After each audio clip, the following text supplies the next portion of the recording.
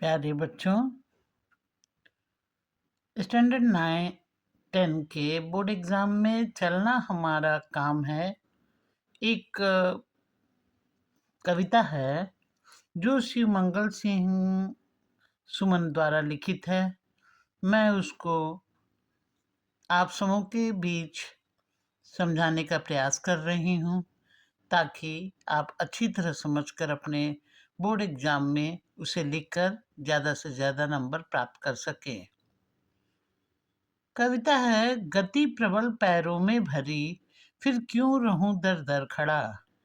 यहाँ पर कवि कह रहे हैं गति मतलब चाल, प्रबल शक्ति। यदि पैरों में शक्ति है, जो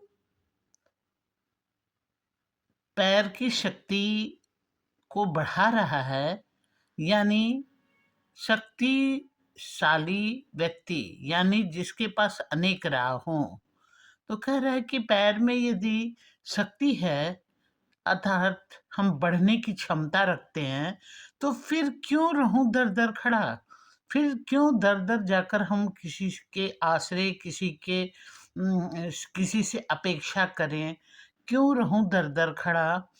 अब जब आज मेरे सामने है रास्ता इतना खड़ा, आज हमारे सामने चलने के लिए असीमित रास्ते पड़े हैं, फिर मैं क्यों किसी और का आसरा लूं। जब तक न मंजिल पा सकूं तब तक मुझे न विराम है।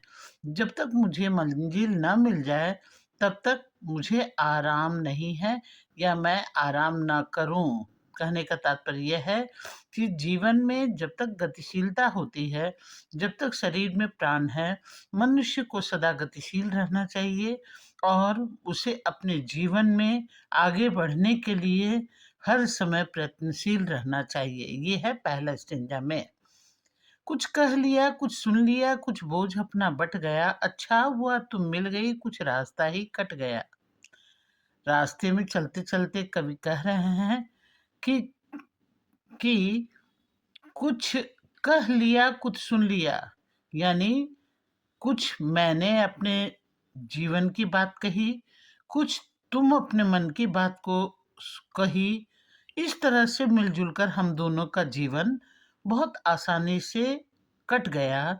जीवन का रास्ता जो अनेक संकटों से भरा हुआ रहता है, जैसे कि परिवार में ही देखिए कि माता पिता के जीवन में कभी कष्ट, कभी सुख, कभी आराम, इसी तरह से जीवन के राह में सुख और दुख दोनों ही आते हैं, परंतु कोई राही साथ में रहे तो जीवन काटना सरल हो जाता है। इसी तरह यहाँ कवि कह रहे हैं कि अच्छा हुआ तुम मिल गए, कुछ रास्ता ही कट गया। तो रास्ते में उनकी प्रियतमा कहा जाए, जिससे वो अपने मन की बात कहकर पूरे जीवन के रास्ता के सुख दुख को बहुत आसानी से काट लिए। क्या राह में परिचय कहूँ, राही हमारा नाम है। अब हम इस रास्ते में अपना क्या परिचय दूं। इसीलिए राही मतलब जीवन के राह पर चलने वाला राही कहलाता है। इसलिए कवि यहाँ पर कह रहे हैं कि हम अपना क्या परिचय दें, मेरा नाम तो राही है। भाव ये है कि जीवन के राह पर कोई भी मिलता हो तो राह आसानी से काटा जा सकता है और राह पर चलने वाले को सदा राही ही कहा जाता है। चलना हमारा काम है। जीवन अपूर्ण लिए हुए पाता, कभी खोता कभी आशा निराशा से घिरा, हंसता कभी रोता कभी। कहता है कि जीवन अपूर्ण लिए हुए, किसी भी व्यक्ति का जीवन में पूर्णता कभी प्राप्त नहीं होता है। उसे कुछ न कुछ हमेशा के लिए कमी छूटी रह ही जाता है।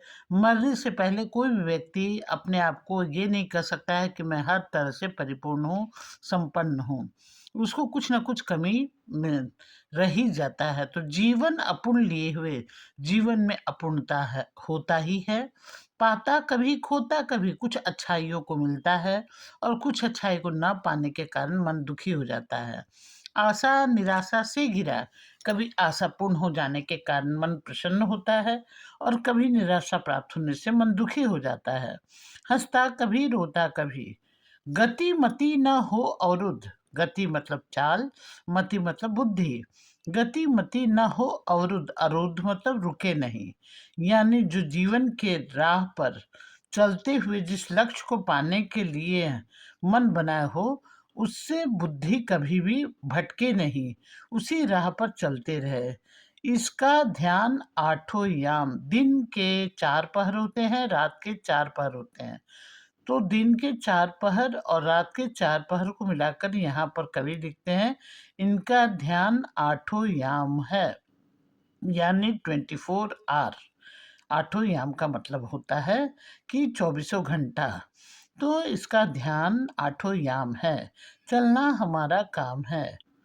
इस विशद विश्व प्रवाह में, यह विशाल संसार में विश्व प्रवाह, ये संसार रूपी समुद्र की धारा में किसको नहीं बहना पड़ा? कौन ऐसा व्यक्ति है जिसको कि कष्ट नहीं सहना पड़ा?